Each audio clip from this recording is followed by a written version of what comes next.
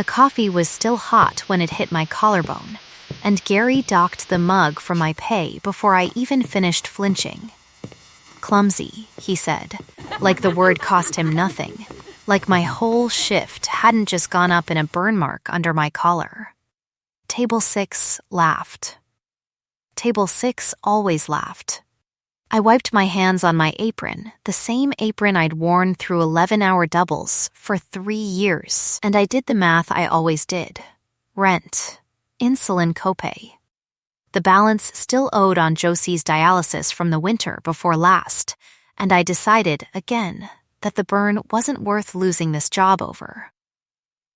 My name is Ren Calder. I am 27 years old.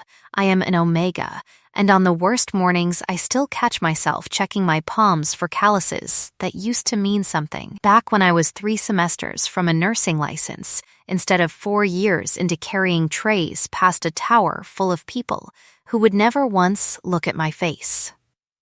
Castellan Tower stood across the street from the diner like a second sun, 40 floors of glass that turned gold at 5 o'clock and swallowed anyone who wasn't already important. I had never been inside it. I had refilled coffee for its junior associates 1,000 times and never once been asked my name. Subscribe to the channel, and let's find out what happens when the coldest woman in that tower finally looks down. The bell over the door hadn't rung. That was the first wrong thing. The second wrong thing was the boy, small, barefoot, 4 years old at the very most, in pajama bottoms and a shirt buttoned crooked by someone in a hurry, standing just inside the doorway with his whole body shaking like a plucked wire. He wasn't crying loud. That was the part that scared me. Kids who are fine cry loud. Kids who have learned that loud doesn't help go quiet and small and count exits with their eyes, the way I used to, the way I still did without meaning to. I set my tray down before I decided to. My knees hit the floor in front of him without asking permission from the rest of me. "Hey," I said, soft, hands open and low where he could see them. "You're safe. Nobody's going to be mad at you here." He didn't answer. His eyes were fixed on the burn welting red under my collar, and for one strange second I thought he was going to reach out and touch it. Gentle, the way children do when they don't yet know that pain in other people is supposed to be private. Behind me, Gary was already saying something about liability, about not touching customers' kids, about calling this in. I didn't turn around. Some part of me, the part that used to check pulses in a training hospital before my life rerouted itself around my sister's kidneys, had already cataloged him head to foot. No blood, no obvious injury, pupils even. Breathing fast but not obstructed. Barefoot on November concrete, which meant somebody's afternoon had gone from ordinary to catastrophic in under 10 minutes. "What's your name, sweetheart?" I asked. Nothing. Not a flinch, not a word. Just those eyes, and the shaking, and one small hand creeping toward the hem of my apron, like it was the only solid thing in the room. I didn't learn until later that he hadn't spoken a full sentence in 4 months. I didn't learn until later that his name was stitched into the collar of the shirt someone had buttoned wrong in their panic, Milo, in careful cursive, a mother's handwriting on a tag, meant for laundry, not rescue. I only knew, kneeling on a diner floor with sirens already starting up somewhere close, that this child had walked into the one place in 3 city blocks where somebody would get down on the floor for him instead of asking him to explain himself first. "You don't have to talk," I told him. "You can just stay right here." He looked at me the way people look at a locked door they've stopped expecting to open. And then, in a voice roughened by 4 months of silence, cracked at the edges like it hurt to use, he said the word that would end my ordinary life and start this one. "Mama." I heard the door behind me crash open on its hinges before I understood what he'd said, and by the time I turned around, the entire block outside had gone white and blue with lights, and a woman was standing in the doorway who looked like winter had decided to wear a woman's shape for the afternoon. She was tall in the way that made rooms rearrange themselves. Dark coat, dark hair scraped back with the kind of precision that meant somebody had left home mid-crisis and hadn't stopped to think about it, jaw set like a held breath. I would learn her name before the hour was out, Freya Castellan, chief executive of the company whose glass tower ate the sunlight across the street. The woman the business papers called the Frost of Castellan Tower, because in 6 years no one had ever seen her lose a negotiation, lose her temper, or lose anything at all. Her scent hit the doorway a half-second before she did, juniper smoke and riverstone, cold enough to sting, and underneath it, so far underneath that only someone trained to read a body in crisis would have caught it, the sour, metallic reek of fear. She had eyes only for the boy. Milo, her voice broke on the second syllable, a crack running clean, through 6 years of ice. "Milo, baby, I've got you, I've got you." He didn't run to her. He didn't run at all. He turned his small body sideways, half shielded by my shoulder, one fist knotted into my apron string, and he said it again, to her this time, like a correction, like a fact he needed the room to understand. "Mama's here." And Freya Castellan, who had reportedly stared down a hostile board of 9 men without blinking, stared instead at a waitress on a diner floor and went absolutely, completely still. The tower's head of security arrived 40 seconds behind her, a broad, weathered man named Corvin Ash, who took one look at the room and started barking orders about the perimeter, about the daycare on the 12th floor that had apparently lost a 4-year-old out a service door during a fire drill malfunction, about how in 9 years working her security detail, he had never seen the boy speak to a stranger. Not once, not even to the therapist they'd paid a small fortune to fly in from Zurich. Freya crossed the diner in 4 strides and dropped to her knees in front of us, careful, deliberate, the way you approach something you're afraid will shatter. Up close her eyes were gray, storm gray, rimmed red from what must have been 20 minutes of true, unfiltered terror. "Milo," she said again, gentler now, "can you tell Mommy what happened?" He shook his head, but he reached one hand out from my apron and took hers too, so that for a moment he stood between us like a bridge built out of 2 strangers' hands, and I watched something crack open behind Freya Castellan's gray eyes as she understood, all at once, that her silent, grieving son had crossed a city block alone and barefoot to find a woman he had never met, and had spoken to her the one word he had refused every professional in 3 countries. "Who are you?" Freya said. Not a question.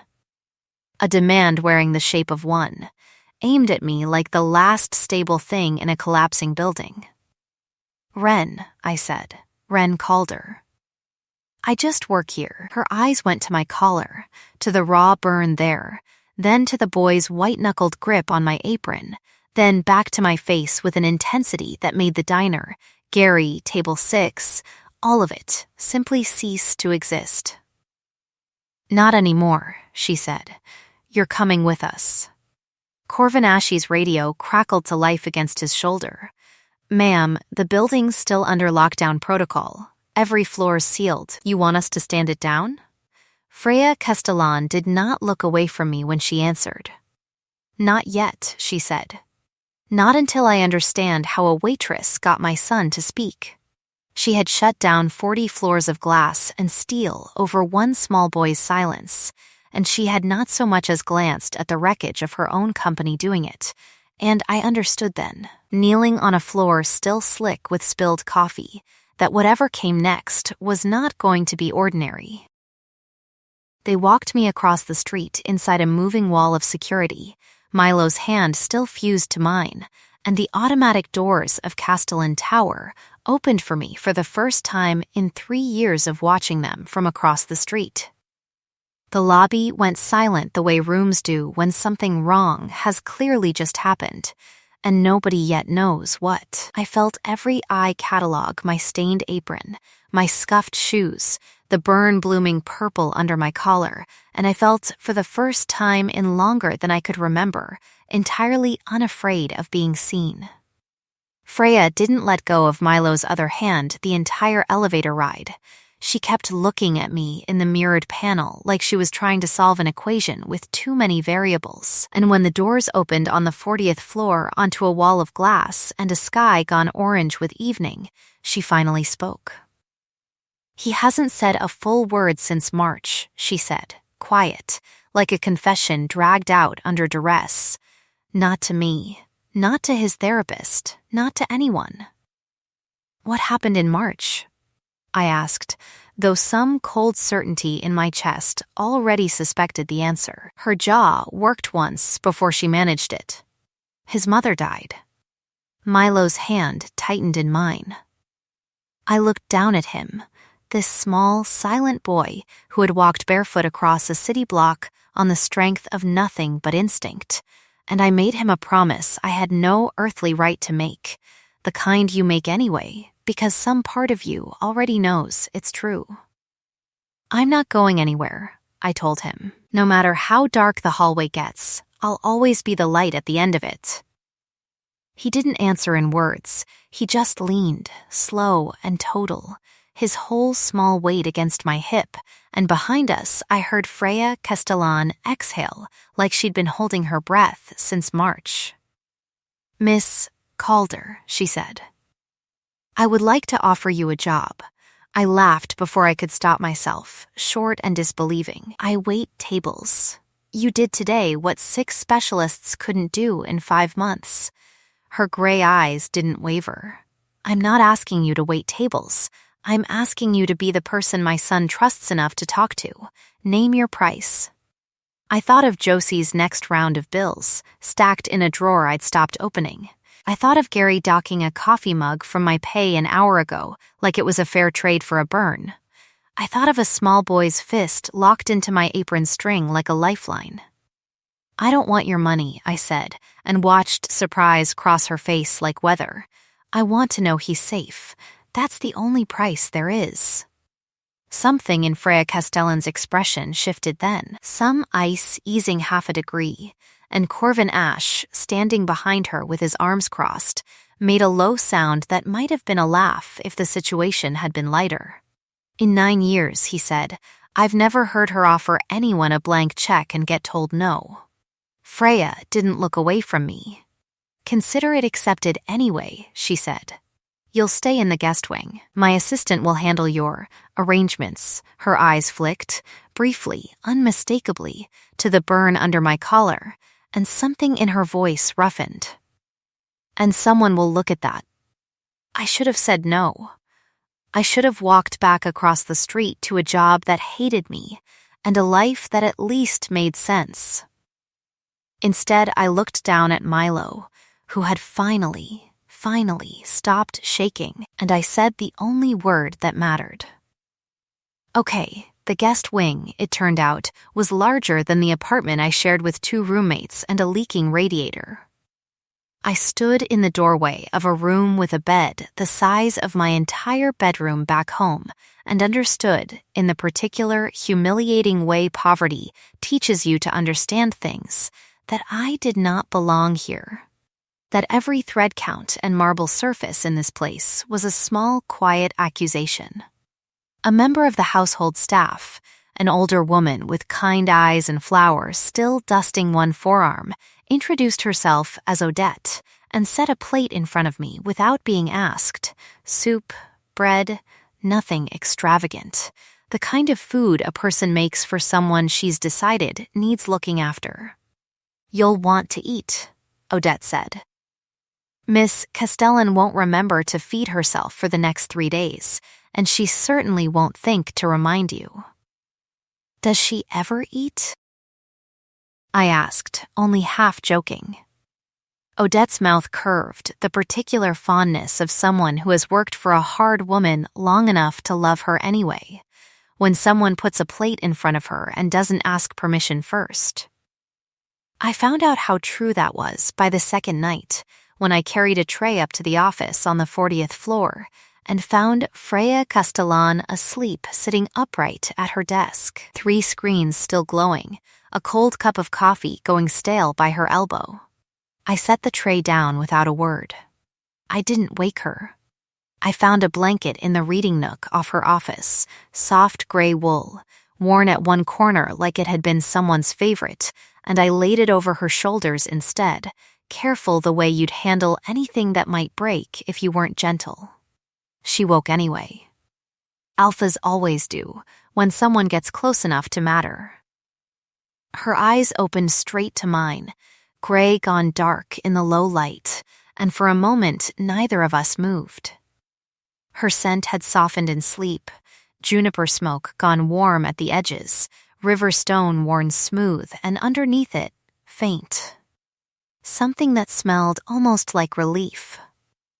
"You didn't have to do that," she said.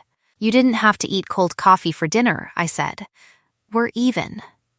The corner of her mouth moved, not quite a smile, more the ghost of one, the kind a person forgets how to make and has to relearn. "Milo asked for you at bedtime tonight," she said. 3 whole sentences. Do you know how long it's been since he strung together 3 sentences? "Since March," I said, gentle. Her throat worked. "Since March," she agreed, and something in the admission cost her visibly, like currency she didn't have much of left to spend. My mother used to say Castellans don't need anyone. She built this company on that sentence. I built my whole life on it after her, and I believed it, right up until my son stopped talking, and a stranger in a diner apron got 3 sentences out of him in under a minute. I sat on the arm of the chair across from her, close but not too close, the way you sit with something wounded and wild that hasn't decided yet whether to trust you. Maybe needing someone isn't the weakness your mother told you it was. She looked at me for a long moment, gray eyes unreadable, and then she reached out, slow, deliberate, giving me every chance to move away, and brushed one thumb, feather light, along the fading burn at my collarbone. "This should never have happened to you," she said, low, "not on my street. Not near my building. Not to someone who did what you did for my son. It's just a burn. It's a symptom," she said, and there was an edge under the words now, something colder and more dangerous than grief, of a world that lets people like Gary decide what someone like you is worth. "I don't like that world very much. Miss Calder, Wren," I said. "You can call me Wren."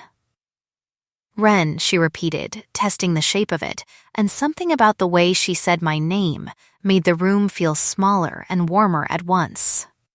Her thumb was still resting against my collarbone, light as a held breath, and neither of us had moved to end that either. "Tell me to stop," she said quietly, "and I will." I didn't tell her to stop.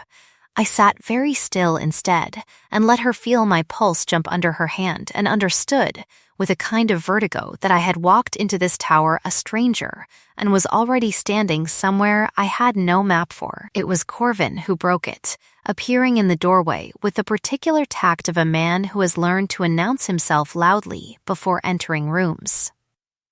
"Ma'am, Voss is here." Freya's hand withdrew like she'd been burned herself. The warmth drained out of her face in an instant, ice sliding back down over something that had, 30 seconds ago, looked almost like hope. "At this hour," she said, flat. "He says it's about the boy," Corvin said, and something in his voice told me this was not good news, dressed politely. "He's got his lawyer with him."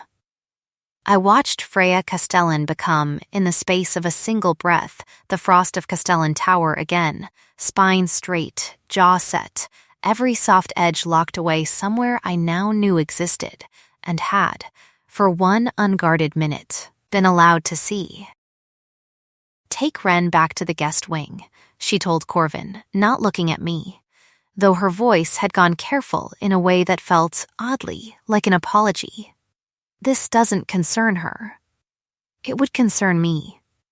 I didn't know that yet, standing in the hallway while she disappeared down toward the elevator with her spine like a drawn blade, but some old instinct, the same one that had once told me a patient's numbers were wrong before the monitor confirmed it, told me that whatever Julian Voss wanted with a silent 4-year-old, it was not going to be small, and it was not going to be kind. I found out the shape of it 3 days later, in a conference room I wasn't supposed to be in, standing outside a half-closed door because Odette had sent me up with files Freya had forgotten, and I'd arrived in the middle of something already on fire. My sister's son, Julian Voss, was saying, his voice smooth in the particular way of men who have never once had to raise it to be obeyed. Not speaking for 5 months, Freya, wandering out of a secured facility onto a public street, and your solution is to move a cocktail waitress into the penthouse and hand her unsupervised access to my nephew? "She found him when your fire drill contractor didn't," Freya said, each word measured, controlled, dangerous in its evenness. "She's the only person who's gotten a full sentence out of him since Alana died." Alana, Julian's voice caught, briefly, genuinely, on his sister's name, and for one unwilling second I felt something like sympathy for him. "You want to talk to me about Elena, Freya? You were supposed to be watching that road. You were supposed to be in the car." "I had a board call," Freya said, and her voice cracked for exactly 1 syllable before the ice sealed back over it. "I have relived that phone call every day for 5 months. Don't presume to tell me what I owe her memory. Then prove it," Julian said.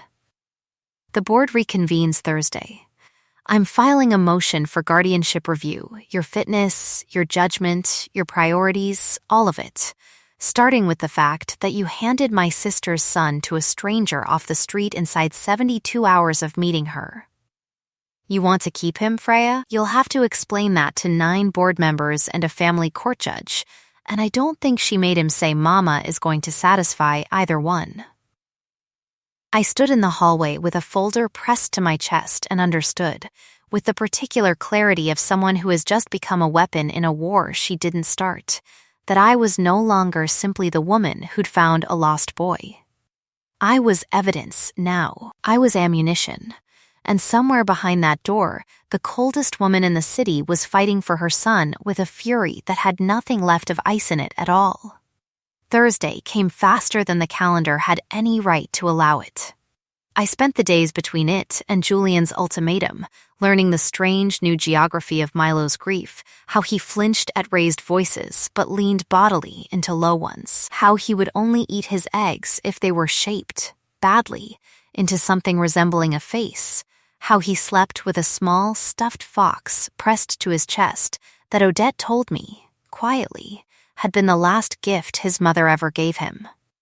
I learned his laugh on the 4th day, thin and rusty at first, and then, by the end of the week, something closer to what I imagined it had sounded like before March.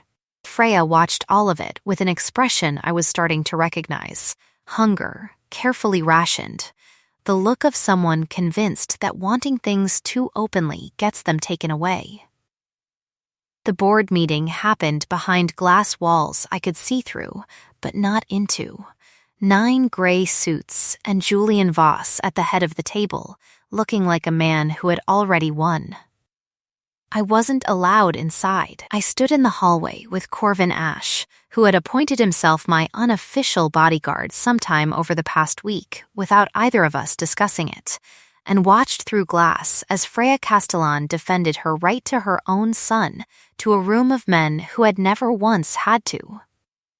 "She hasn't lost a room like this in 6 years," Corvin said, low, watching her the way a soldier watches a commander he'd follow into anything.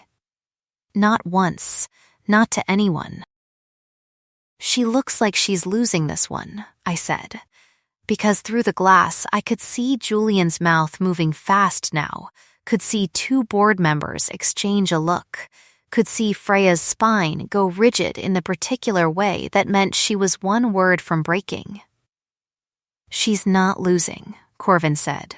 "She's choosing what to spend." I didn't understand what he meant until the doors opened 40 minutes later and Freya walked out white-faced but upright and told me, in a voice scraped hollow, that the board had granted Julian a 90-day guardianship review, that a court-appointed evaluator would be assessing the household starting Monday, that my presence in Milo's life, the very thing that had cracked 5 months of silence open, was now, officially, evidence to be scrutinized. "They're going to take him," she said, and it wasn't the CEO speaking. It was just a mother, terrified, saying the worst sentence she knew how to say out loud. "Ren, they might actually take him." I reached for her hand before I decided to, the way Milo had reached for mine on a diner floor a week and a lifetime ago, and I said the only thing I had. "Then we give them nothing to find." It was almost enough, over the next month, to believe that.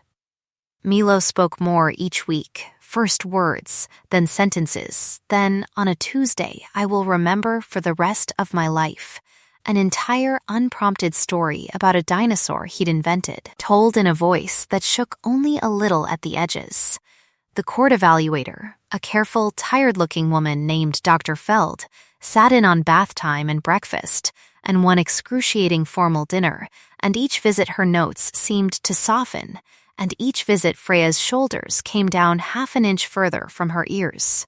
And each night, once Milo was asleep with his fox tucked under his chin, Freya and I sat in the reading nook off her office with 2 cups of tea neither of us finished, and told each other slowly, carefully, the things that had made us who we were. I told her about Josie, my sister, 3 years younger, born with kidneys that had never worked the way they should, about the nursing degree I'd been 11 credits from finishing when the bills stopped waiting politely for me to graduate first. I told her about the specific, particular shame of choosing between tuition and dialysis and choosing wrong on purpose. On purpose. Because you cannot unchoose a sister. You gave up everything for her, Freya said, and there was no pity in it, only something that looked, disconcertingly, like awe. "She's alive," I said. "That's not everything. That's the only thing." Freya told me about Elena in pieces, the way people tell you about wounds still healing. Elena's laugh, too loud for boardrooms and beloved for it. The years it took Freya to admit she loved a woman her mother called a distraction. The phone call from a state trooper on a rain-slicked road in March. The funeral Freya had planned in 4 days. Because grief, apparently, does not wait politely for you to be ready either.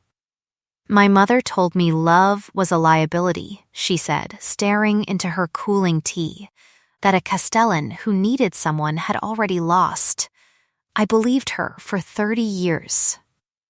And then Elena died, and I understood I had believed a lie built by a woman who never once let herself be happy. And I had let it cost me 5 months of my son's voice, besides. "Love isn't the liability," I said, quiet, control mistaken for strength is. You can hold on so tight to keeping everyone safe that you forget to let anyone close enough to help you. She looked up at me then, gray eyes bright in the low lamplight, and for a long moment neither of us spoke. Her scent had filled the small room, juniper and riverstone gone warm, and mine, she'd told me once, smelled like cinnamon and clean linen, like something a person could come home to. "Ren," she said, and her voice had gone rough at the edges.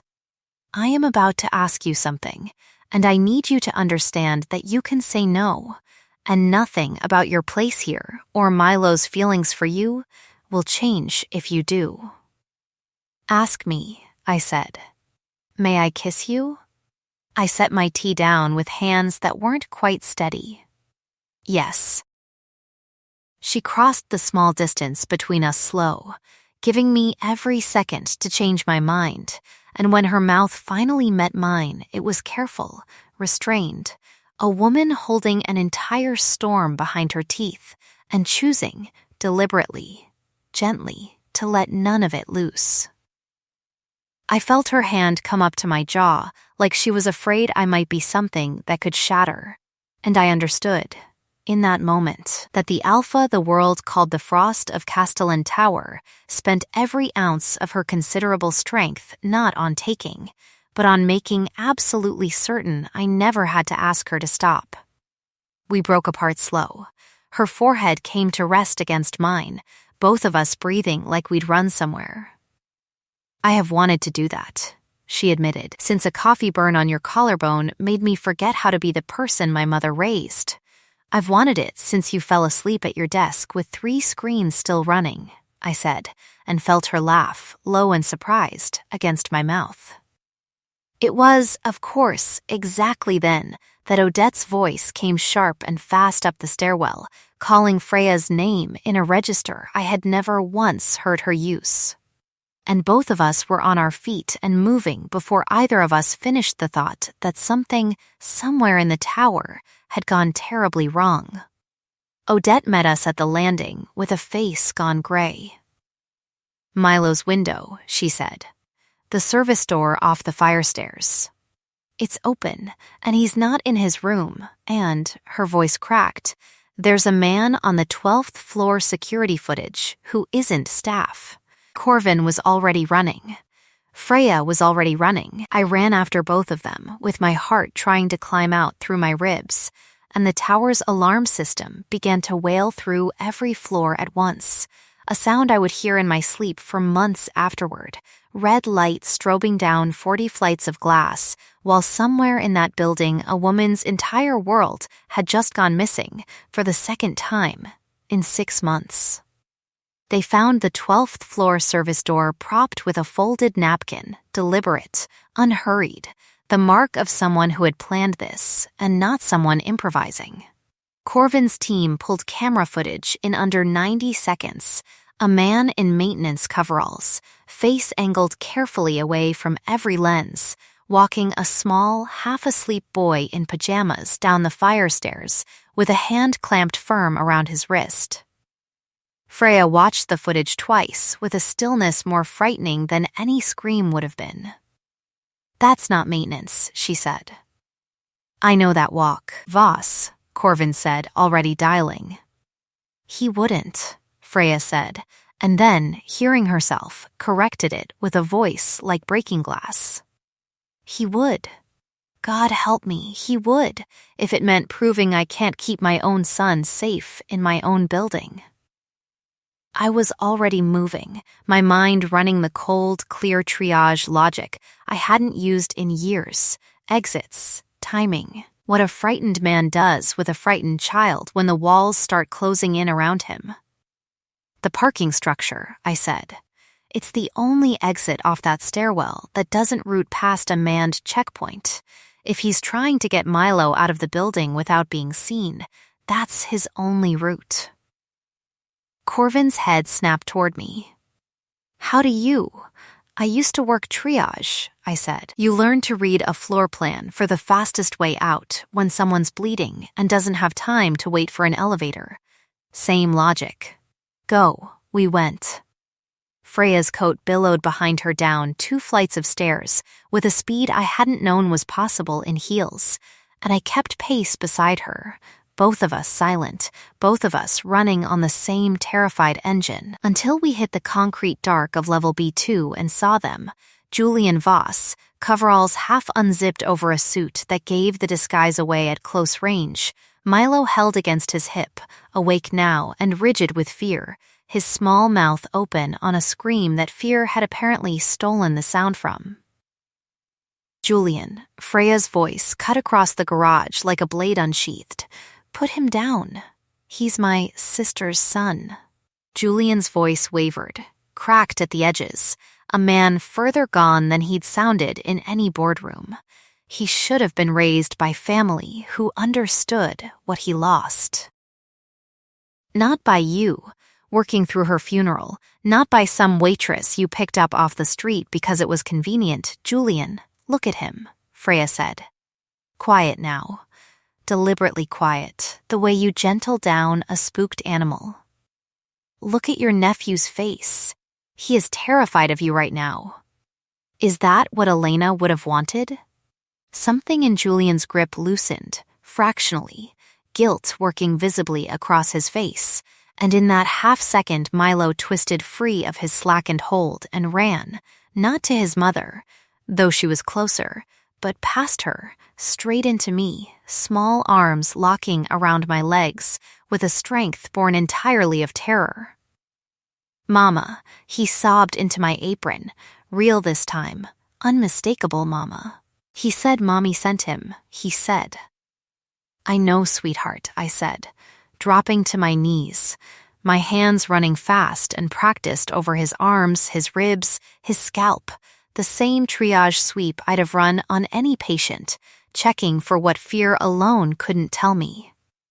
No injuries, just terror, and the particular shaking of a child who has learned, twice now in 6 months, that the ground can open under him without warning.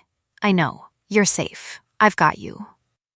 Julian lunged then, whether for Milo or for me I never found out, because Freya was already between us, and the sound that came out of her was not a growl exactly, not quite, but something ancient and alpha and absolutely without mercy, a sound that made Julian Voss stumble backward against a concrete pillar like he'd been physically struck. Touch either of them again, Freya said, low, and I will not be responsible for what happens to you in this parking structure with no cameras and no witnesses. Freya, I said, sharp, because I could see it now, the thing under her ice finally breaking loose, and I understood with sudden clarity that this was the moment, the one where the alpha who loved this hard could become something she'd hate herself for in the morning. Freya, look at me. She didn't look away from Julian. Freya, he's not worth what it would cost you. Milo needs his mother whole, not in a cell for something this man deserves to answer for in a courtroom instead. That reached her. I watched it reach her, watched the killing stillness in her shoulders ease by degrees, watched her step back, once, twice, until Corvin's security team came pouring down the ramp behind her and put themselves between the three of us and a man who had just tried to steal a child out of his own mother's building. Julian didn't run. He didn't have anywhere left to run to. He stood against that pillar with his coveralls half-zipped and his face crumpling into something that looked, for the first time since I'd overheard him through a conference room door, less like triumph and more like grief with nowhere left to go. She was my sister, he said, to no one, to all of us. I promised her I'd look after him if anything ever happened. I told her I would. You could have looked after him, Freya said, and her voice had gone raw, by being a decent uncle instead of a man who fakes a maintenance uniform to snatch a 4-year-old out of a fire escape. This isn't grief anymore, Julian. This is a crime. Corvin's people took him without incident. I stayed on my knees on the cold concrete with Milo's face buried in my neck and Freya's hand come to rest, shaking on both our shoulders, and none of us said anything at all for a long time because there was nothing left that needed saying that the silence itself wasn't already covering better than words could. The police came, and the questions came, and by the time the sun rose gray over the city, the story had already begun leaking into the morning feeds. Castellan Tower, attempted abduction, board member arrested, family in crisis, and I understood, watching Freya field her first call from the company's communications director with Milo asleep against her shoulder, that whatever came next was not going to be private, and it was not going to be easy. It got worse before it got better. That was the part nobody warns you about. That the darkest hour doesn't announce itself as the darkest. It just keeps arriving, wave after wave, each one convinced it's the last. Julian's lawyers moved fast. By Monday morning, they had filed an emergency countersuit alleging that Freya's household was, in fact, the unsafe environment. That I, specifically, was an unvetted stranger with forged nursing credentials who had inserted herself into a vulnerable child's life for financial gain. That the attempted abduction had in truth been a distraught uncle attempting a welfare check after receiving anonymous reports of neglect. They produced, absurdly, a photograph of the burn on my collarbone from the diner, twisted into evidence that I had a documented history of workplace incidents. They produced a doctored timeline suggesting I had shown up at Castellan Tower the same week Julian first raised guardianship concerns, implying coordination that had never existed. "It's a smear," Corvin said, disgusted, scrolling through the filing on his tablet at 2 a.m, while Freya sat rigid at her desk. A garbage smear built by a man facing kidnapping charges, trying to muddy the water before trial. "It's working," Freya said. "Hollow, the court evaluator called an hour ago. She's recommending Milo be placed in temporary protective custody pending a full investigation into the household." Both of us. Her eyes came up to mine, wrecked, including you. I felt the floor tilt under me the way it had once tilted in a hospital corridor when a monitor flatlined on my watch. "They can't take him because his uncle tried to kidnap him and then lied about it. They can do anything," Freya said. "If enough lawyers agree, it's plausible." She pressed both hands flat against her desk like she was trying to hold the whole building up by force of will. "They're sending someone tomorrow to take him to a certified emergency placement until the hearing." I don't remember deciding to go check on him. I remember standing in his doorway at 3 a.m. and watching him sleep with his stuffed fox tucked under his chin, small chest rising and falling. And I remember thinking, with a clarity sharper than any grief I'd ever carried, that I would burn Julian Voss's entire fabricated case to the ground before I let a stranger's van pull away from this building with this child inside it. They came for him at 9 the next morning. A caseworker with kind, exhausted eyes and a folder full of court orders she clearly hated executing. 2 uniformed officers standing at a respectful distance, Freya's face a mask of icy calm that I now knew, intimately, was costing her everything she had. Milo screamed. Not cried, screamed, a sound that tore something loose in my chest that I don't think ever fully closed back up, both small fists locked into my apron the way they'd been locked into it that first day, his voice cracking on the word he'd fought 5 months of silence to relearn. "Mama, Mama, don't let them, Mama." I was not, legally, his mother. I had no standing to fight the order, no right to refuse the officers gently peeling his fingers from my clothes one at a time, while I knelt on the marble floor of a tower that had, 3 weeks ago, felt like it might finally be a home. And I held his face in both hands and made him a promise I did not know, in that moment, whether I would be able to keep. "I will find you," I told him, my voice breaking on every word. "No matter how dark it gets, I will find the light, and I will come get you. I promise you. I promise." They took him. The doors closed on a van in the tower's circular drive, and Freya Castellan stood in the entrance with her whole body shaking. Ice gone. Everything gone. Just a mother watching her son disappear down a driveway for the second time this year. And I understood, watching her, that grief this large had no room left in it for pretending to be strong.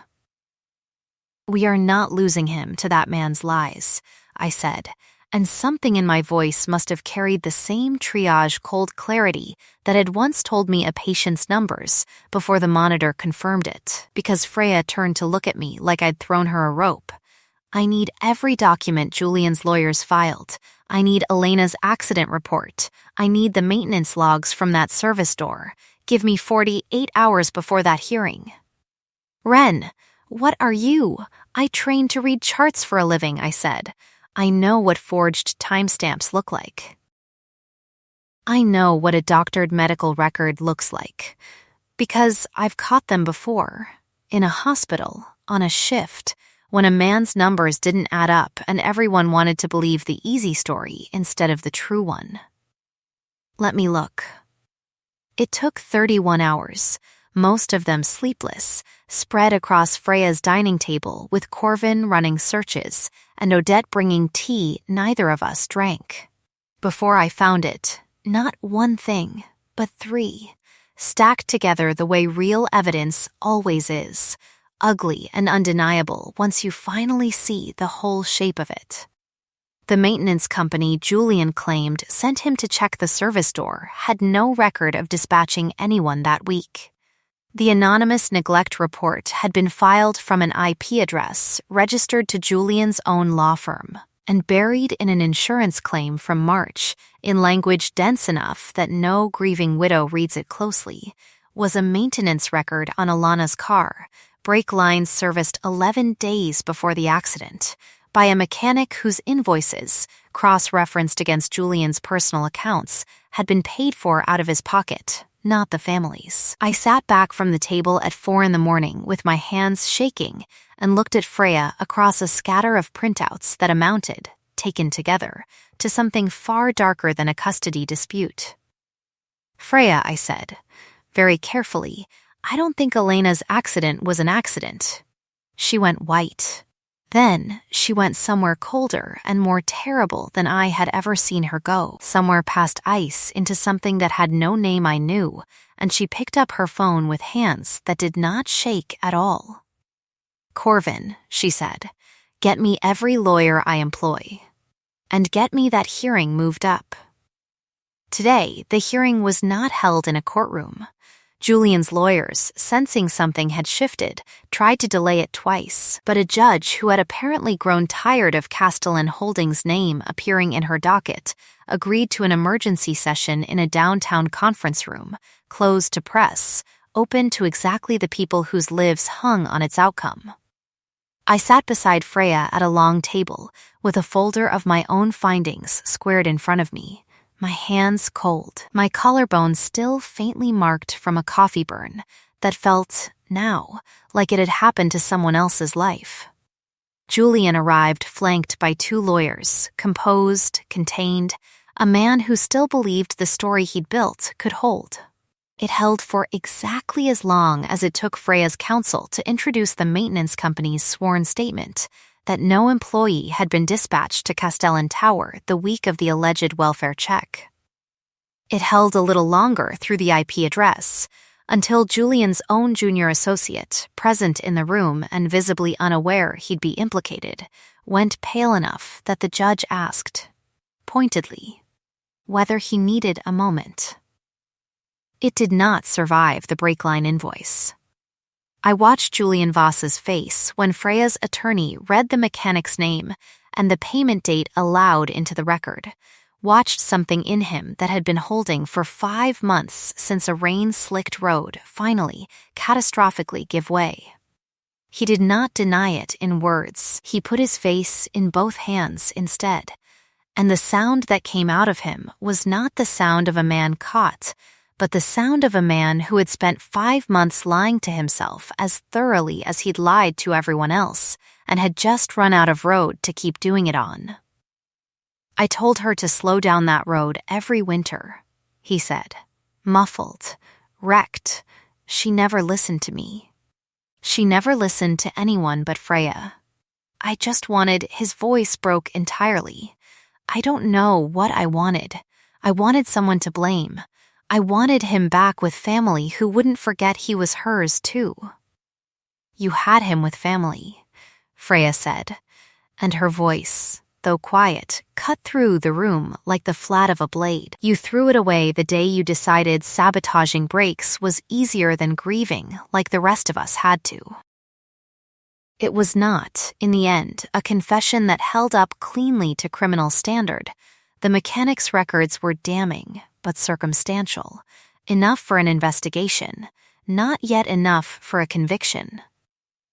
But it was more than enough for the judge sitting across that table, who dismissed the guardianship petition inside the hour and ordered Milo returned to his mother's custody before the day was out.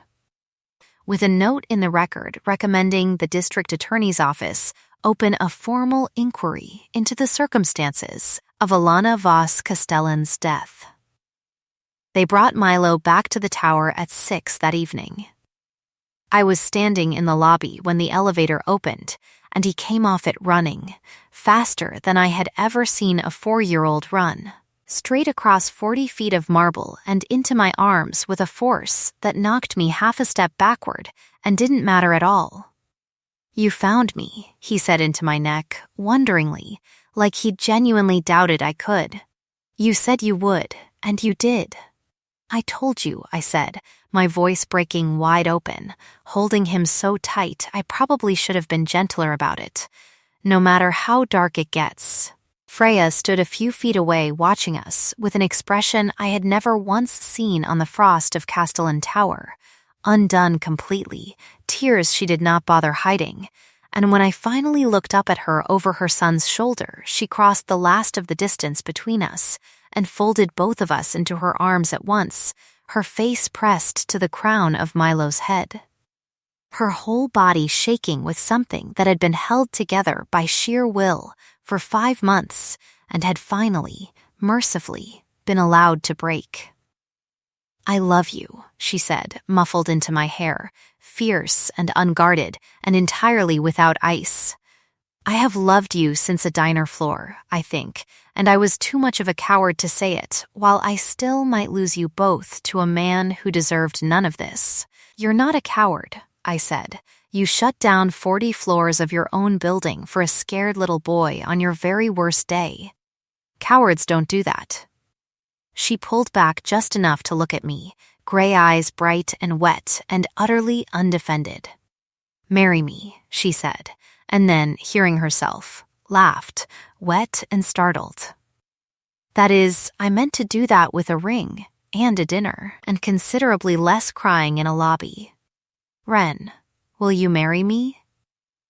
Milo, still wedged between us, tipped his head up with the particular imperiousness of a 4-year-old who has decided he has a stake in the proceedings. "Say yes," he told me, seriously, "so you can be my mama for real and not just for pretend." "You were never pretend," I told him, and then, to Freya, through a laugh that had gone thick with tears, yes, obviously, yes. Julian Voss was arrested 3 weeks later on charges related to tampering that the district attorney's investigation had, in the end, been able to substantiate, once forensic examiners went looking with real intent instead of convenient assumptions. He would not see the outside of a courtroom for a long time. Gary, when a reporter doing a soft human interest piece on the story tracked down the diner where it had all begun, found himself the subject of an unflattering paragraph about workplace treatment that cost him 2 of his best servers within the month, which felt, admittedly, like a small and petty justice, and which I did not spend 1 single second feeling guilty about. The wedding happened in early spring, in the tower's rooftop garden, small and warm and entirely unlike anything the business papers had ever printed about either of us. Odette cried through the whole ceremony.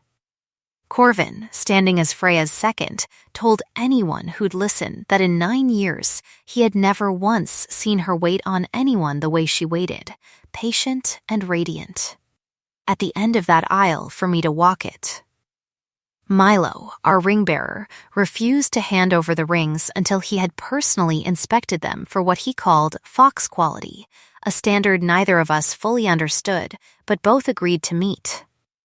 The claiming happened that night, private, unhurried, every step of it asked for before it was taken. "Tell me if you want me to stop," Freya murmured against the curve of my throat, her hands slow and reverent everywhere they moved. "Any time." Always. Don't stop, I told her, and meant it with everything I had. And when her teeth finally closed careful and claiming over my scent gland, the bond settling into place between us like a held breath finally released, I felt something in me that had been braced for disappointment my whole life simply, quietly, let go. A year on, the tower still stands 40 floors of glass over that same street corner, though the diner across from it has new owners now, and a framed photograph behind the counter of a small boy and a waitress who used to work there, a gift Odette had insisted on when we told her the old owner had finally sold the place. Milo speaks in full, exuberant, endless sentences these days, most of them about dinosaurs. Several of them, these days, about the little brother Freya and I are expecting in the fall, whom he has already named, over both our objections, after his stuffed fox. I finished my nursing license last winter, 3 semesters and a decade later than planned, and I run the wellness program in Castellan Towers Employee Clinic now, which means every person who works in that building gets actually looked at, by someone who remembers exactly what it felt like to be invisible in rooms like this one. The chipped blue mug from the diner sits on the windowsill of our kitchen, cracked along its handle in the shape of a lightning bolt, holding pens now instead of cocoa, because Freya refused to let me throw it away the week we moved in together. Some things, she told me, you keep exactly because they're broken. It's proof of what they survived to get here. Some evenings, when the light goes gold and then blue over the city the way it always did from across that street, I stand at the window with my wife's hand in mine and our son's laughter somewhere behind us in the apartment. And I think about a girl who once measured her worth in unclaimed tips and a coffee burn nobody apologized for, and I understand, finally, all the way down, that being unseen was never the truth of who I was. It was only ever the world's failure to look. The people who are meant to find you always, eventually, do. The end. If a story about a silent little boy finding his voice in the last place anyone expected sat with you the way it sat with me while I wrote it, subscribe to the channel so you don't miss what's coming next. I'd love to know, what's the moment in this one that got you? The diner floor, the parking garage, or that rooftop wedding? Tell me in the comments. I read every one. Until the next story finds you, take care of yourselves, and I'll see you soon.